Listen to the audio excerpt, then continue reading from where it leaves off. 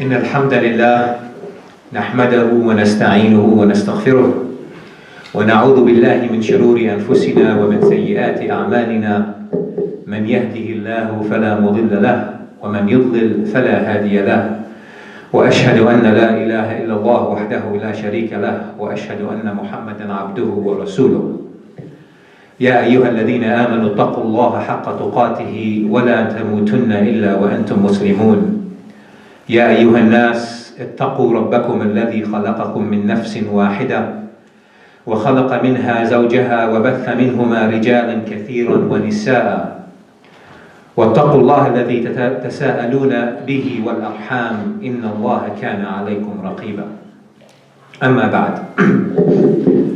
When we talk about the progress of human civilization, and we talk about the history of the world, from its early years, when humans were only hunters and gatherers, all the way to the years in which humans developed alphabets and learned how to make fire and learned agriculture, and even as late as the years where humans built structures and earlier technologies.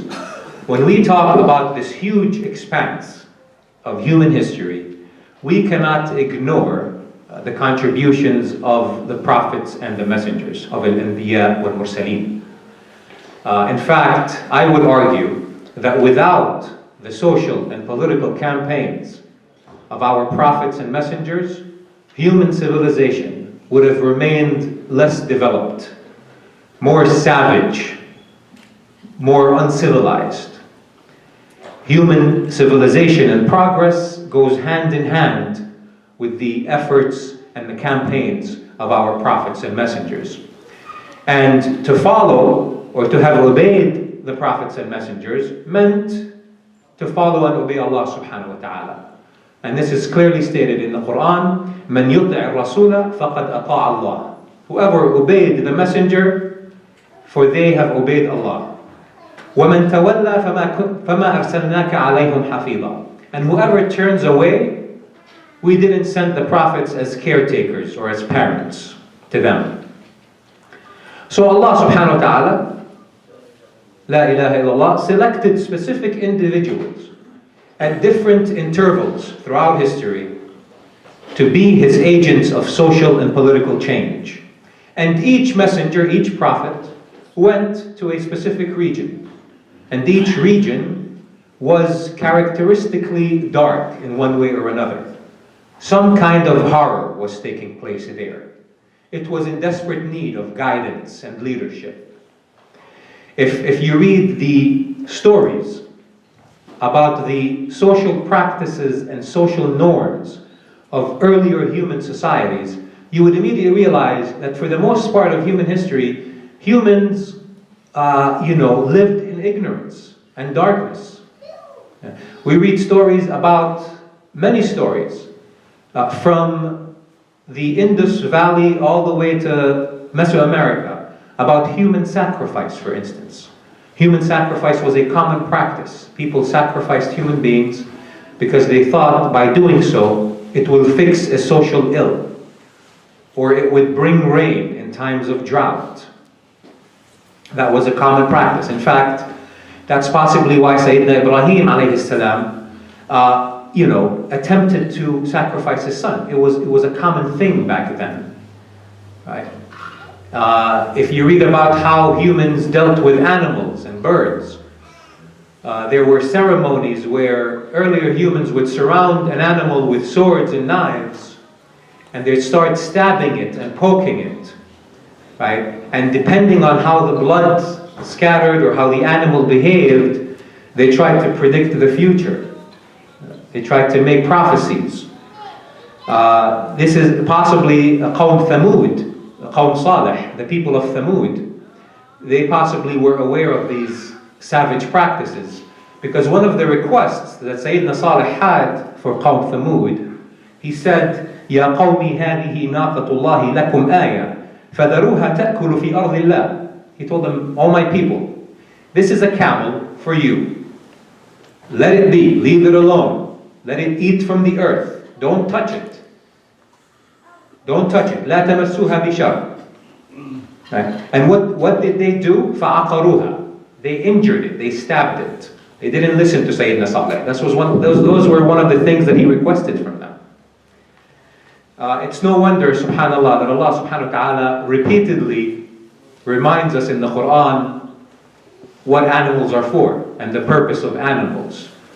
Because for a major part of human history, humans didn't know what to do with animals. Even as late as the 6th century Arabian Peninsula, Arab al-Jahiliyyah, right? They also had savage practices. They buried their newborn daughters alive. They fornicated in public around the Kaaba. And they treated their women as objects and not as human beings. So the prophets that were sent, they were sent not to make life more difficult or, contrary to popular belief, to insert conflict and bloodshed between people. They were sent to correct the wrongs and the ills of society, of human society. Now, some narrations say that we had as much as 120,000 prophets and messengers. 120,000. That number, that sheer number, huge number, suggests two things. One, it suggests that there's an untold body of literature. There is a huge body of literature that remains unknown to humans, undiscoverable. Imagine the amount of stories and miracles and characters and people involved. I mean, there are only 30-something, I think 35 prophets were only mentioned in the Quran. But some narrations state that there's been 120,000. The other and more important idea, I think, that is suggested is that it's not easy to turn around human history. It's not easy to change the way people think and the way they behave and the way they approach life.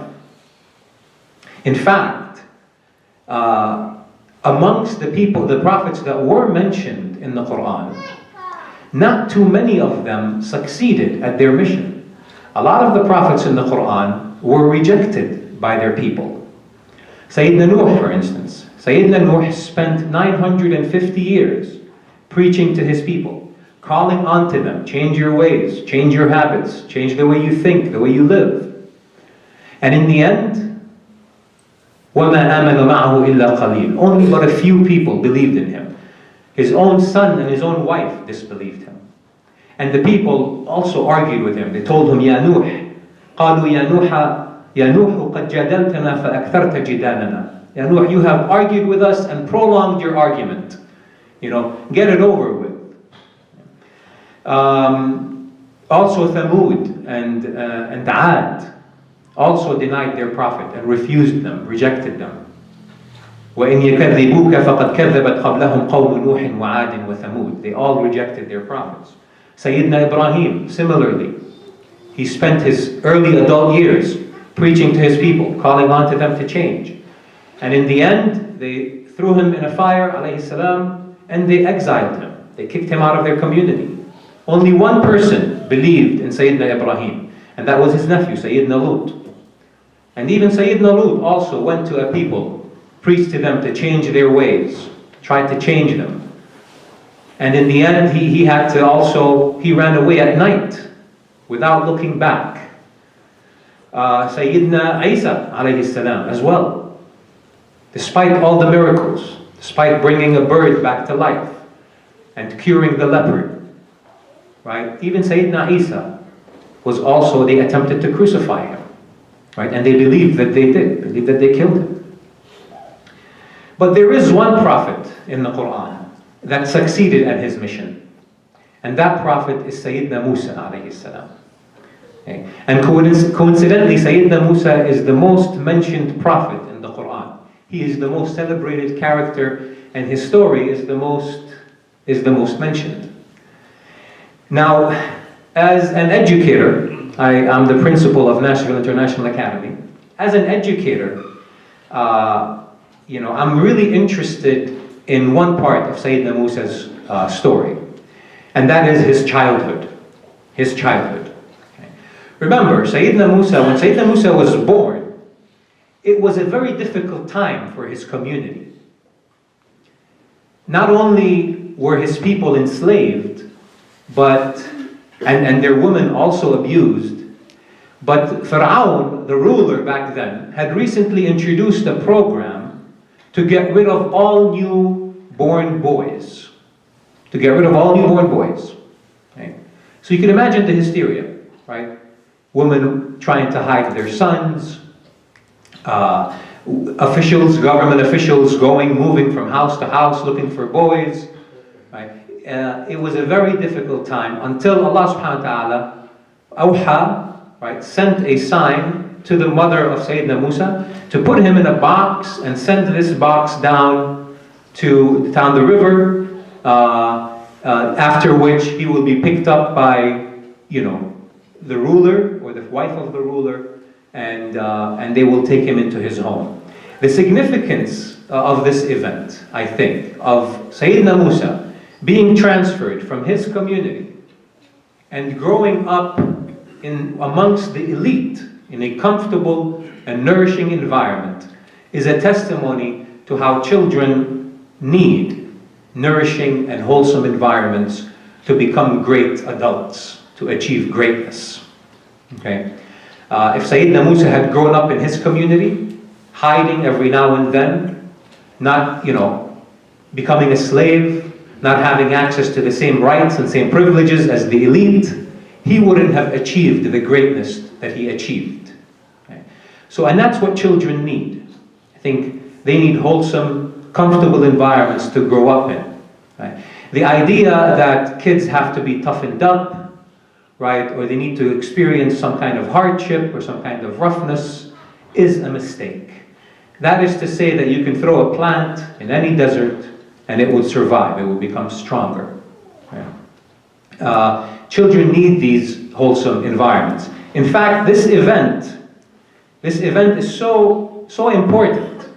This event of Musa leaving his community and growing up in more comfortable environment, in more comfortable circumstances, is so important that many years later, when Sayyidina Musa requested from Allah a favor, when Allah subhanahu wa ta'ala told him to go to Fir'aun, إِنَّهُ طَغَى, go to Fir'aun and talk to him, let him change his ways.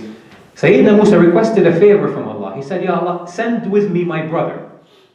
إِرْسِلْ مَعَيَ أَخِي هَارُونَ, right? So to help me out, to have my back. Allah reminded him of the favor that he did earlier. Right? He said, قَالَ قَدْ أُوتِيتَ سُؤْلَكَ يَا مُوسَى. I'm going to give you your favor, Ya Musa. وَلَقَدْ مَنَنَّا عَلَيْكَ مَرَّةً أُخْرَى. But we have bestowed a favor upon you before. إِذْ أَوْحَيْنَا إِلَىٰ أُمِّكَ مَا يُوحَى أَنْ أَقْذِفِيهِ فِي التَّابُوتَ فَاقْذِفِيهِ فِي الْيَمِّ فَيَلْقِهِ الْيَمُّ بِالسَّاحِلِ يَأْخُذْهُ عَدُوٌّ لِي وَعَدُوٌّ لَهُ. I inspired your mother, Ya Musa, to put you in a box and send you down the river, and there your enemy and my enemy will pick you up. وَأُلْقِيتَ عَلَيْكَ مَحَبَّةً مِّنْ عِنْدِي مِنِّي وَلِتُصْنَعَ عَلَى عَيْنِي. I made them love you. I made them care for you. وَلِتُصْنَعَ عَلَى عَيْنِي. The word tusna means production. It means a process of constructing something. And ala ayni means under my watchful eye. So Allah subhanahu wa ta'ala literally explains to Musa that you were sent to grow up in a comfortable environment with those people, in a loving and caring environment, لِتُصْنَعَ عَلَى عَيْنِي, so that you can, be constructed and built up into someone stronger. It was a favor. It was a favor that Allah reminded Musa of. And when I reflect on that, I think Sayyidina Musa's character, his work ethic, his motivation, his self-reliance in adulthood, right? How he, for instance, helped the two sisters, in Midian that were trying to get water. His persistence against Fir'aun, his persistence in front of the magicians, his work ethics, his character, all that is an outgrowth of his childhood, of a wholesome childhood that he had, and a comfortable childhood. that he had. And then of course Sayyidina Muhammad alayhi salatu wassalam. I would be remiss if when talking about prophets who changed the world and turned around history, I would be remiss if I didn't mention Sayyidina Muhammad alayhi salatu wasalam. Similarly, Sayyidina Muhammad, he was also able to turn around history and launch a movement in 22 years. And he did it not just in a place that was dark socially and culturally, he did it in a place that was dark environmentally. It was a desert, no color, no beauty, right? Barren lands. And he was able to inspire people to change their ways in 22 years. And that same energy and vitality that was present back then is still alive today. Islam still vibrates with the same vitality and same intensity that it did back then. Right? And he also had a comfortable childhood. Yes, he lost his father and mother at an early age, but he grew up with Abu Talib. He grew up with his uncle who loved him more than his own children, and who was also a leader. He was the leader of Bani Hashim. He was the treasurer. He had money. He was financially well off. And wherever he went, he took Sayyidina Muhammad with him as a child. Allahumma salli ala. So Sayyidina Muhammad similarly grew up in a comfortable environment. He was loved and cared for, and he was able to achieve greatness because of that wholesome childhood. أقول قولي هذا واستغفر لي ولكم فاستغفروه إن الله غفور رحيم.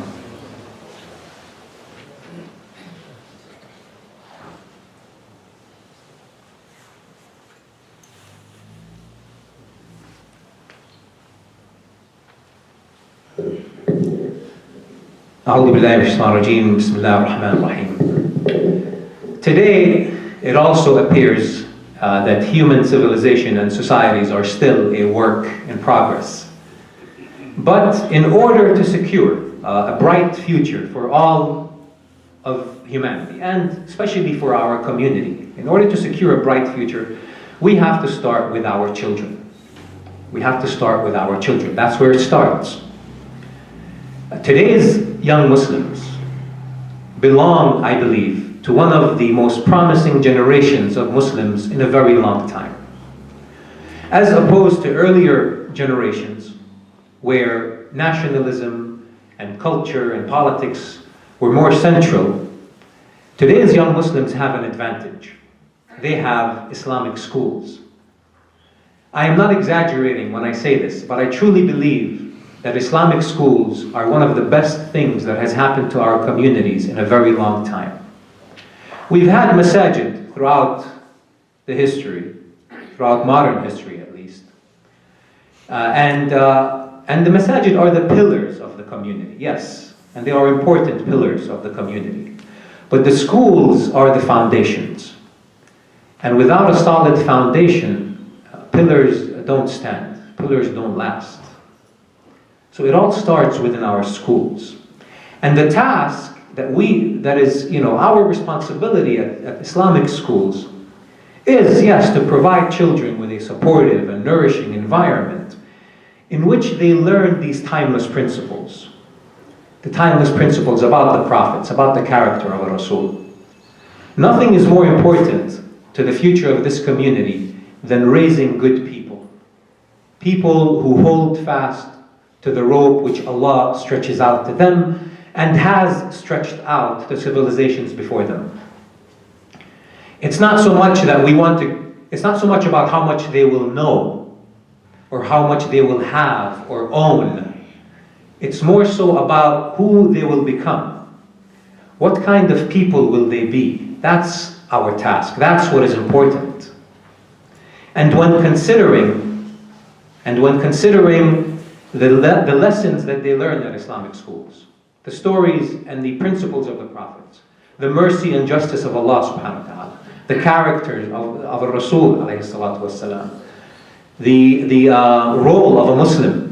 When considering all these important lessons, we might as well consider that no private, public, or charter school can begin to compare to the work that is being done in Islamic schools. The road to a great generation and a great community begins within the four walls of our school and every Islamic school in the country.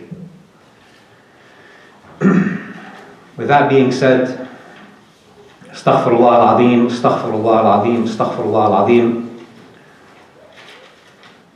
Sorry, excuse me.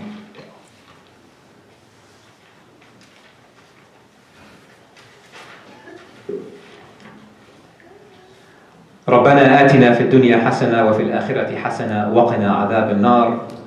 اللهم اغفر للمسلمين والمسلمات والمؤمنين والمؤمنات الأحياء منهم والأموات إنك سميع مجيب الدعوات. عباد الله، إن الله يأمر بالعدل والإحسان وإيتاء ذي القربى وينهى عن الفحشاء والمنكر والبغي يعظكم لعلكم تذكرون. وآخر دعوانا أن الحمد لله رب العالمين وأقم الصلاة.